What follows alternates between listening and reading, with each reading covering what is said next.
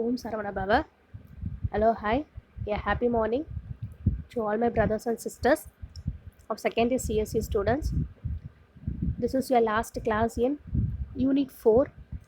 In previous class, we have discussed about a very important topic about an allocation method. So before seeing about an allocation method, we have seen what is meant by virtual file system. Then after allocation method, we have seen the performance of it. Okay. I'm not feeling well, so I hope my voice will be audible to you, or else just raise your volume of an mic. So a virtual file system. So virtual file systemல உங்களுடைய API அதாவது different types of file systems இருக்கும். அந்த different types of file systemsல call interface வந்து பார்த்தீங்கன்னா உங்களுக்கு வந்து generic operations வந்து implement பண்ணுவாங்க. அந்த generic operations அப்படின்றது வந்து பார்த்தீங்கன்னா ஒரு நெட்வொர்க் உடைய ஃபைல் சிஸ்டம்ஸாக இருக்கலாம். அப்படி இல்லைன்னா it just holds your inode. So inode அப்படின்றது உங்கள் நெட்வொர்க் உடைய ஃபைல் டீட்டெயில்ஸ். ஸோ எங்கெல்லாம் நான் என்னோடய ஃபைல்ஸ் வந்து வச்சுருக்கேன், என் ஃபைலை யாரெல்லாம் வந்து ஆக்சஸ் பண்ணலாம் பண்ணக்கூடாது அப்படின்ற என்டையர் க்ரைட்டீரியா கொடுக்கறது தான் virtual file system. So this is your schematic view we have seen. So இதில் ஃபஸ்ட்டு 2 வர்ச்சுவல் ஃபைல் சிஸ்டம் வந்து பார்த்தீங்கன்னா லோக்கல் ஃபைலில் ஸ்டோர் ஆகும், அதனால் அதுக்கு டிஸ்க் இருக்கும். தேர்ட் ஒன் வந்து பார்த்தீங்கன்னா உங்களுடைய remote access. So remote access அப்படின்றதால நெட்வொர்க்ஸில் தான் இருக்கும். Then directory implementation. டைரக்டரி இம்ப்ளிமெண்டேஷனில் லீனியர் சர்ச் டைம்ஸ், அதுக்கப்புறம் இதில் இருக்கிற லீனியர் சர்ச் டைம்ஸ் எல்லாமே B+ ட்ரீ அரேஞ்ச்மெண்ட்டில் நடக்கும். ஸோ இப்போ இந்த ஹேஷ் டேபிளில் வந்து பார்த்தீங்கன்னா உங்களுடைய டைரக்டரி சர்ச் டைமை டிக்ரீஸ் பண்ணுவாங்க. ஸோ அதை டிக்ரீஸ் பண்ணும்போது உங்களுடைய கொலிஷன்ஸ் வந்து பார்த்தீங்கன்னா சேம் லொக்கேஷன்ஸில் கொடுத்து ஆக்சஸ் பண்ணிப்பாங்க. Then we have seen about allocation method. There was 3 types of allocation method: contiguous allocation, linked allocation, and then index allocation. So contiguous allocation அப்படின்னா என்னன்னா, ஏற்கனவே சொன்னது, உங்களுக்கான டைரக்டரி கொடுத்துருவாங்க, ஃபைல்ஸ் கொடுத்துருவாங்க, அந்த ஃபைலுடைய ஸ்டார்டிங் அட்ரஸ் ஸ்பேஸ் லொக்கேஷனும் லென்த்தும் வில் பி இண்டிகேட்டட். ஸோ இந்த ஸ்டார்டிங் அப்படின்ற லொக்கேஷனை வச்சு அந்த லென்த்து அதுலேருந்து உங்களோட இன்ஃபர்மேஷன்ஸ் வந்து பார்த்தீங்கன்னா ஹைட் பண்ணுறதுக்காக யூஸ் பண்ணிக்கலாம். இப்போ இதனோட ஃபைல் நேம் பாருங்கள், கவுண்ட்டுன்னு கொடுத்துருக்காங்க. அந்த ஸ்டார்டிங் அட்ரஸ் ஸ்பேஸ் வந்து 0, அதுலேருந்து லென்த் வந்து 2. ஸோ 2 அப்படின்னா 0 அண்ட் தென் 1. அந்த 2 அட்ரஸ் ஸ்பேஸுமே வந்து நான் கவுண்ட் அப்படின்ற ஃபைலுக்காக நான் அலோகேட் பண்ணிடுறேன். நெக்ஸ்ட் எஃப் அப்படின்னா அதோட ஸ்டார்டிங் பாயிண்ட் 6th லொக்கேஷனில் போகும். ஓகேங்களா? ஸோ 6th லொக்கேஷனில் போயிட்டு அதோட லென்த்து 2 அப்படின்னா 6 and 7 2 லொக்கேஷன்ஸ் எடுத்துக்கும். அதுக்கப்புறம் லிஸ்ட் வந்து 28. ஸோ 28 அப்படின்னா 28th லொக்கேஷனில் போயிட்டு அங்கேருந்து 4 வேல்யூஸ் வந்து பார்த்தீங்கன்னா உங்களுக்கு அசைன் பண்ணிப்பாங்க. Then next one is your allocation மெத்தடோடைய லிங்க்டு அலோகேஷன். இந்த லிங்க்டு அலோகேஷனில் வந்து பார்த்தீங்கன்னா உங்களுடைய லிஸ்ட் ஆஃப் பிளாக்ஸ் இருக்கும்.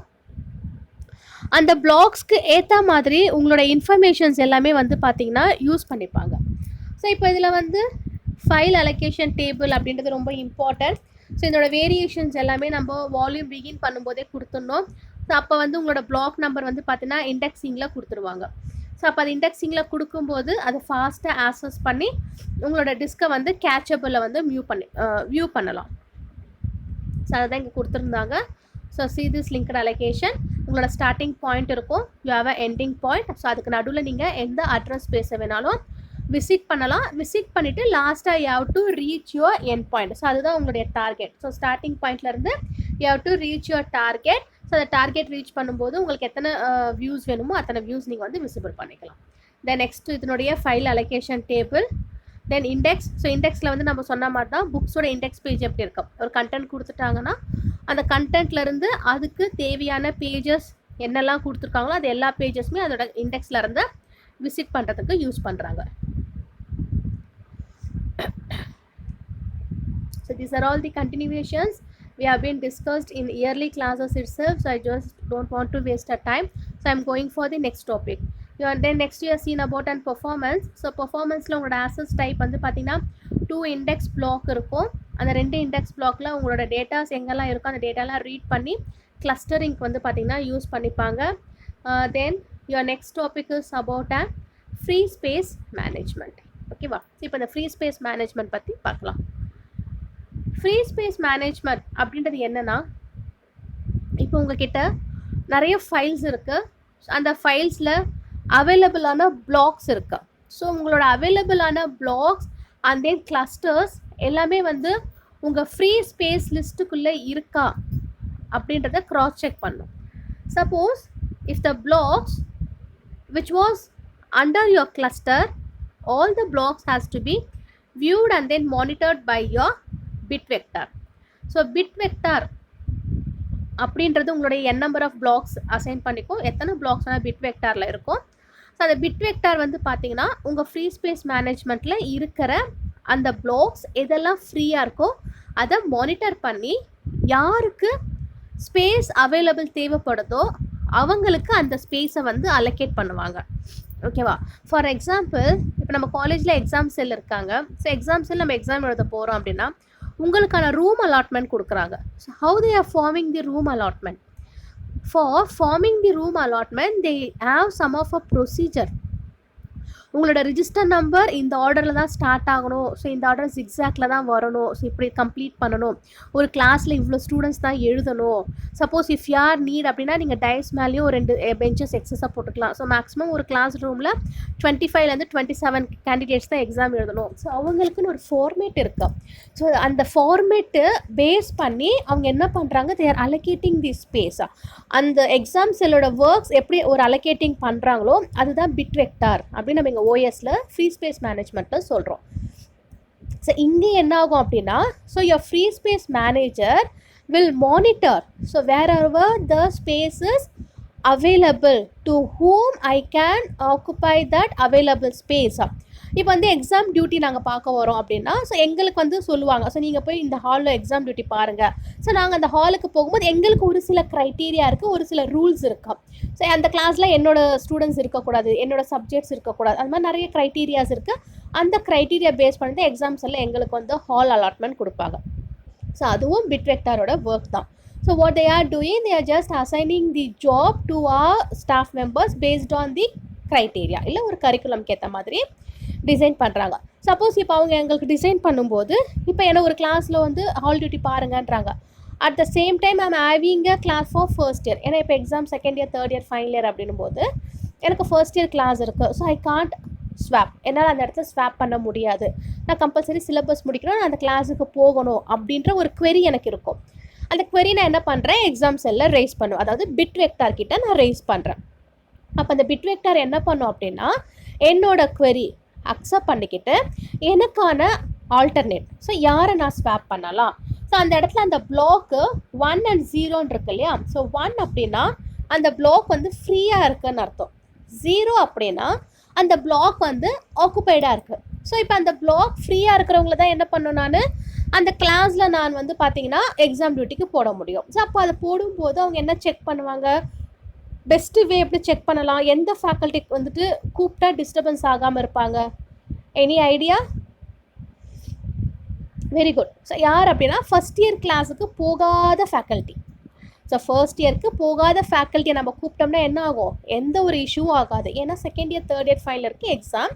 ஸோ ஃபர்ஸ்ட் இயர் போகிற ஸ்டாஃப் மட்டும்தான் எங்கேஜாக இருப்பாங்க. Remaining staff will be maximum இன்னி ஃப்ரீ, அதாவது அலாட்மெண்ட் அவங்களுக்கு கொடுக்கலாம். ஸோ அப்போ அந்த அலாட்மெண்ட் வந்து பார்த்திங்கன்னா அதுக்கேற்ற மாதிரி ரைஸ் பண்ணி அந்த பிட் வெக்டார் கொடுத்துருவாங்க. ஸோ இதுதான் ஃப்ரீ ஸ்பேஸ் மேனேஜ்மெண்ட்டோடைய டெக்னிக். இது ஒரு ரியல் டைம் எக்ஸாம்பிளோட நான் உங்களுக்கு மேட்ச் பண்ணியிருக்கேன். ஸோ அங்கே பாருங்கள், number of bits per word. So ஒவ்வொரு கிளாஸ் ரூம்லேயும் இருக்கிற அந்த free space multiplied by number of zero value words. So அந்த ஜீரோ வேல்யூ வேர்ட்ஸ் அப்படின்றது என்ன அப்படின்னா உங்களுடைய பிளாக் ஆக்குப்பை ஆகிருக்க இடம். So plus your offset of first bit. So first இருக்கிற ஒரு சிங்கிள் பிட் வந்து உங்களுக்கு எந்த இடத்துல ஆக்குப்பை ஆகிருக்கோ அந்த பிட்டோட வேல்யூவை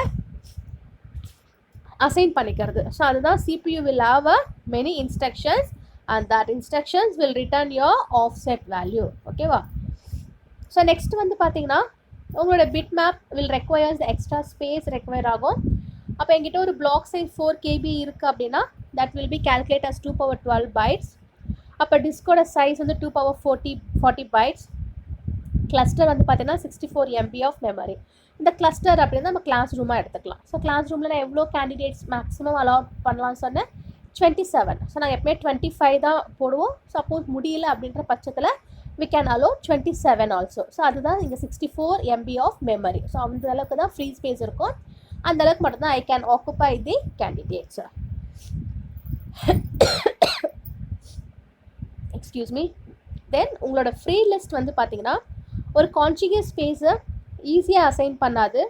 அப்போ அந்த இடத்துல உங்களுடைய ஸ்பேஸ் வந்து பார்த்தீங்கன்னா வேஸ்ட் ஆஃப் ஸ்பேஸ் இருக்காது. அப்போ அந்த என்டையர் லிஸ்ட் வந்து பார்த்தீங்கன்னா ஃப்ரீ பிளாக்ஸ் கொடுத்து ரெக்கார்ட் பண்ணுறதுக்கு யூஸ் பண்ணிப்பாங்க.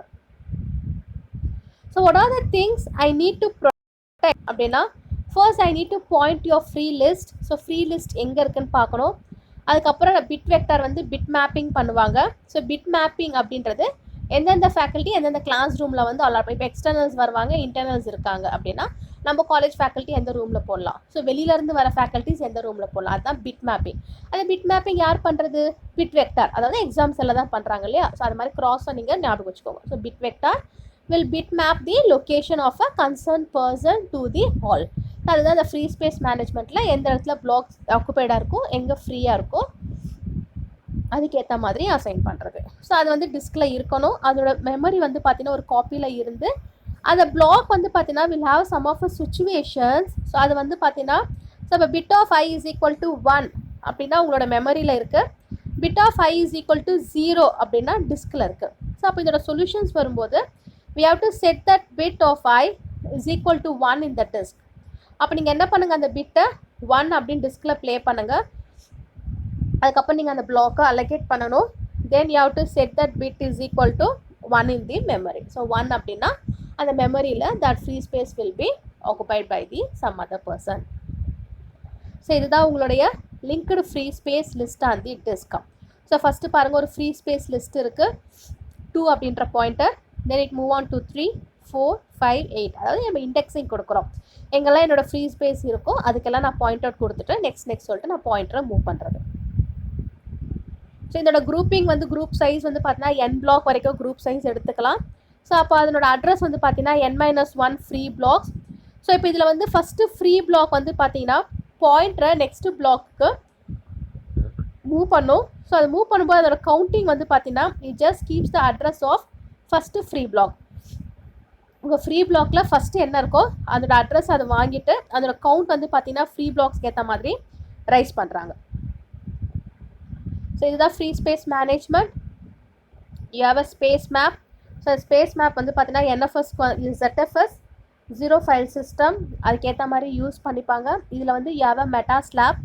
ஸோ மெட்டா ஸ்லாபோட யூனிட் வந்து பார்த்தீங்கன்னா ஒரு thousands ஆஃப் இன்புட்ஸ் நீங்கள் கொடுத்தாலும் அந்த இன்புட்ஸ்க்கு ஏற்ற மாதிரி அதோட algorithms will be recorded based on the logarithmic values. So you have a multiple logarithmic values. So all the value will be stored under your structure. Then your next topic is directory implementation. So in directory நான் எப்படி implement பண்ணலாம் அப்படின்னா, I have a concept of linear list. So இப்போ நம்மளுக்கு linear listனா என்ன, binary சர்ச்னா என்ன அப்படின்னு நம்மளுக்கு நல்லாவே தெரியும். So we are studied from a first semester onwards. So linear லிஸ்ட்டில் என்னோடய file name will point out the data which was similar to your program. So உங்ககிட்ட ப்ரோக்ராம் எங்கே இருக்கோ அந்த ப்ரோக்ராம்க்கு ஏற்ற மாதிரி உங்களோட வேல்யூஸ் வந்து பார்த்தீங்கன்னா சிமிலர் வேல்யூஸை அசைன் பண்ணுறதுக்கு யூஸ் பண்ணிப்பாங்க. இதில் டைம் கன்சியூமிங் வந்து பார்த்தீங்கன்னா very easy to execute your program. Then you have some of a hash table. So that hash table will index the data structure to decrease your search time. So இப்போ இந்த இடத்துல collisions occur ஆகும். அந்த collisions வந்து பார்த்தீங்கன்னா ஒரு சுச்சுவேஷன்ஸ்க்கு 2 file name கொடுத்துருவாங்க. அந்த 2 ஃபைல் நேமுக்கும் will have a same location. Okay, so இதுதான் உங்களுடைய டைரக்டரி இம்ப்ளிமெண்டேஷன்.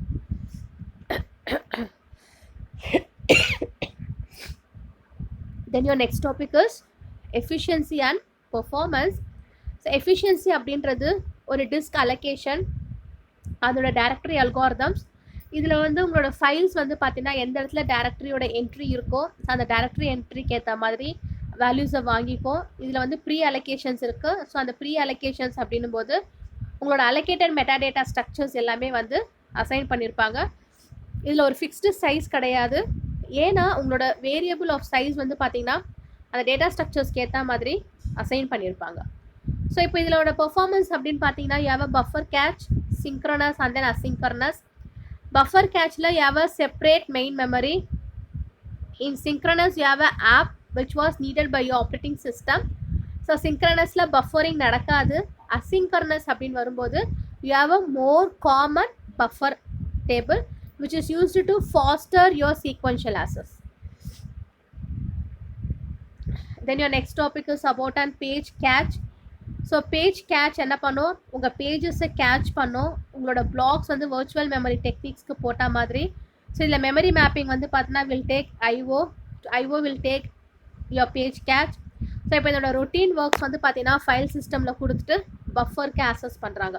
ஸோ அதுக்கான ஃபிகர் தான் அது. ஸோ யாவ input output without you unified buffer cache. So unified buffer cache இல்லாமல் உங்களோட ஐஓ இன்புட் அவுட்புட் டிவைஸ் எப்படி ஃபங்க்ஷன் ஆகும். First you have a memory mapped IO, then IO using your read and write. So read and write operations ஏற்ற மாதிரி input output இருக்கு. ஒரு page கேட்ச்ல வந்து பார்த்தீங்கன்னா multiple pages will be assign. அந்த pages எல்லாமே அசைன் பண்ண இடத்துல இருந்து பஃபருக்கு மூவ் பண்ணுறாங்க. பஃபர் அப்படின்றது ஒரு டெம்பரவரி ஸ்டோரேஜ்.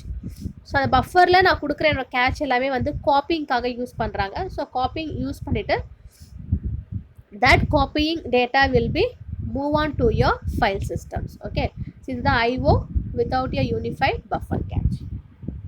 So இது unified buffer cache. So unified buffer cacheல வந்து பார்த்தீங்கன்னா you have a file system. ரெண்டுத்துக்கும் டிஃப்ரென்ஸ் பாருங்க. இதில் பேஜ் கேட்ச் இருக்கு, இதில் பேஜ்க்கு வந்து கேட்ச் பண்ண முடியாது. யூனிஃபைட் பஃபரில் உங்களோட memory mapping will be there. that memory mapping will have a read and write operations. So the read and write operations will be combined with your memory map and will forward to your buffer cache. So buffer நாலே temporary storage and then the loading process வந்து ஸ்லோவாக இருக்கும்.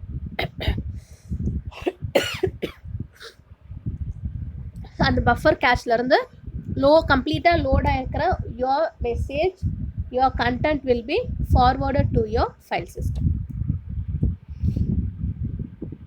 Then your next topic is recovery. So ரெக்கவரியில் consistency checking நடக்கும். இந்த consistency செக்கிங்கில் உங்கள் டேட்டாஸை கம்பேர் பண்ணுவாங்க. ஸோ டேட்டாஸை கம்பேர் பண்ணிவிட்டு it just fix your inconsistency. So இதுக்கு ஒரு பேக்கப் டேட்டாஸ் தேவைப்படும். அந்த பேக்கப் டேட்டாவை ரீஸ்டோர் பண்ணுவாங்க. So this is your log structured file system. Log structured file system அப்படின்றது ஒரு மெட்டா டேட்டா அப்டேட். இந்த மெட்டா டேட்டா அப்டேட்டில் உங்களுக்கான ஃபைல்ஸ் நீங்களே வந்து பார்த்தீங்கன்னா ஆக்சஸ் பண்ணிக்கலாம். ஸோ அதை ஆக்சஸ் பண்ணும்போது உங்களுக்கு எந்த இடத்துல அதோட ரெக்குயர்மெண்ட்ஸ் தேவைப்படுதோ அந்த இடத்துக்கு நீங்கள் வந்து பார்த்தீங்கன்னா ஆக்சசிபிலிட்டியை வந்து ஃபாஸ்ட்டாக கொடுத்து மூவ் பண்ணிக்கலாம். ஸோ அதுதான் இதனுடைய மெயின் ப்ரொசீஜரே. ஓகேவா? Then your next topic is Sun network file system, that is NFS. So இந்த NFSல வந்துட்டு உங்களோட டீட்டெயில்ஸ் எல்லாமே வந்து ஸ்டோர் ஆகிருக்கும். ஸோ அந்த ஸ்டோர் ஆகியிருக்க அந்த ப்ராசஸ் வந்து பார்த்தீங்கன்னா WAN or else LAN. So local area network அப்படின்னா வைட் ஏரியா நெட்வொர்க்கில் அந்த கனெக்ஷன்ஸை கொடுத்து அதுலேருந்து உங்களுக்கு அப்டேட் பண்ணுற மாதிரி இருக்கும். ஸோ இப்போ இதில் வந்து பார்த்தீங்கன்னா UDP IP ப்ரோட்டோகால்ஸ், ஈத்தர்நெட் கேபிள்ஸ்லாம் ஆக்சஸ் பண்ணுறாங்க. ஸோ இந்த UDP IP ஈத்தர்நெட் எல்லாமே வந்து ரொம்ப ரொம்ப important concepts. You will study in upcoming semester, that is next செமஸ்டரில். ஸோ எல்லா ப்ரோட்டோகால்ஸுமே வந்து பார்த்தீங்கன்னா ஒரு சில ரூல்ஸ் இருக்கும். அந்த ரூல்ஸை பேஸ் பண்ணி தான் உங்களோட நெட்வொர்க்ஸே ஆக்சஸ் பண்ணுவாங்க. அது அந்த இல்லை அப்படின்னா உங்களோட நெட்வொர்க்ஸ் வந்து பார்த்தீங்கன்னா ஆக்சஸ் பண்ணவே முடியாது. ஸோ அதுதான் வந்து NFS உடைய மெயின் ஃபங்க்ஷன். ஸோ இந்த NFSல you have a independent structure. So அந்த இண்டிபெண்ட் ஸ்ட்ரக்சர் வந்து RPC ப்ரிமிட்டிவ்ஸ் கொடுத்துட்டு உங்களோட எக்ஸ்டர்னல் டேட்டா ரெப்ரசன்டேஷன்ஸ் வந்து பார்த்தீங்கன்னா கேதர் பண்ணிப்பாங்க. அந்த எக்ஸ்டர்னல் ரெப்ரசன்டேஷன் கேதர் பண்ணும்போது அதோட இன்ஃபர்மேஷன்ஸ் எல்லாமே யார் யாருக்கு அவங்க வந்து ஷேர் பண்ணணும் அப்படின்னு நினைக்கிறாங்களோ அந்த டேட்டா பேஸில் இருக்கவங்களுக்கு மட்டும்தான் ஷேர் பண்ணுவாங்க. Not to the other members under the group. So அந்த குரூப்பில் இல்லாத அவுட் சைட் பர்சனுக்கு அந்த message will not be shared. So இதுதான் அந்த 3 இண்டிபெண்ட் ஃபைல் சிஸ்டம்ஸ். ஸோ ஒரு S1 S2 ஒரு யூசர் இருக்காங்க. That user will access to your local system. Then you have a S1, another user will share and then given to a directory. So user 1 to your second directory. So உங்களோட file systems வந்து பார்த்தீங்கன்னா இண்டிபெண்ட்டாக இருக்குது அப்படின்னும் போது 3 independent ஸ்ட்ரக்சர்ஸுமே ஒரு directory இன்னொரு டைரக்டரியை depend பண்ணி இருக்காது. ஸோ அவங்களுடைய குரூப் மெம்பர்ஸ் கூட அவங்க வந்து கம்யூனிகேட் பண்ணிப்பாங்க. ஸோ இதுதான் மவுண்டிங் இன் NFS.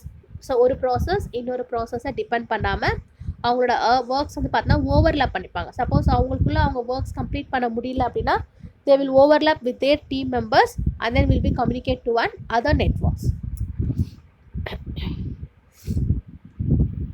NFS protocol.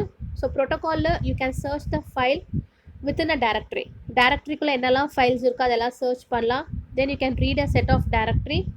Manipulate. So manipulating அப்படினா correction பண்றது. Then you can access your file attributes. Then you can read or write your files. So இதில் NFS server வந்து பார்த்தீங்கன்னா ஸ்டேட்லெஸ்.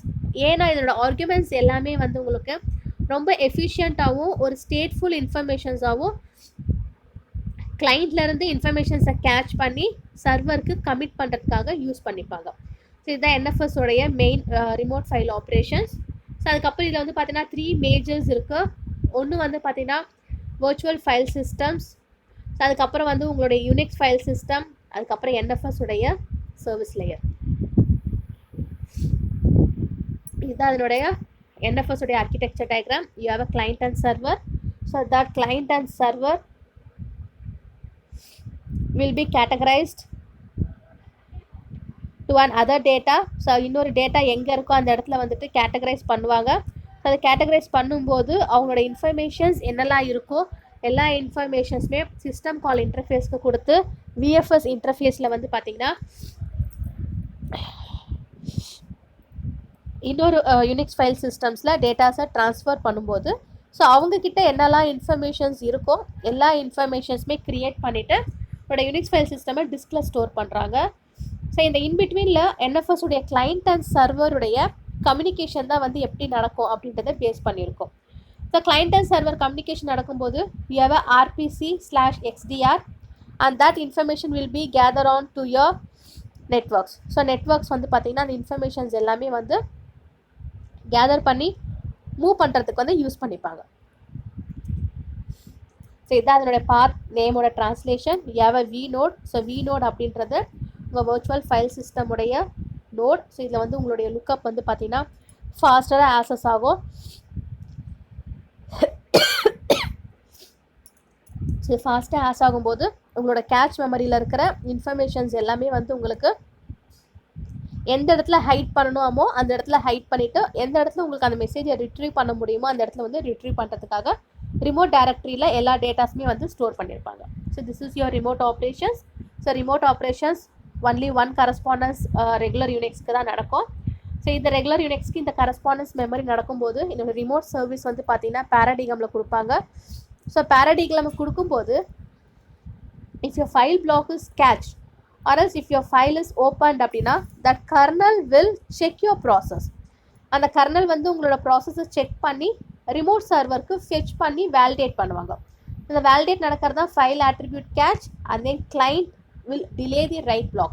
இந்த ரெண்டுமே உங்களுடைய NFS உடைய remote operations. Okay, that's all. Your unit 4 has been completed. So in upcoming classes we'll see detailing about your unit 5. Thank you.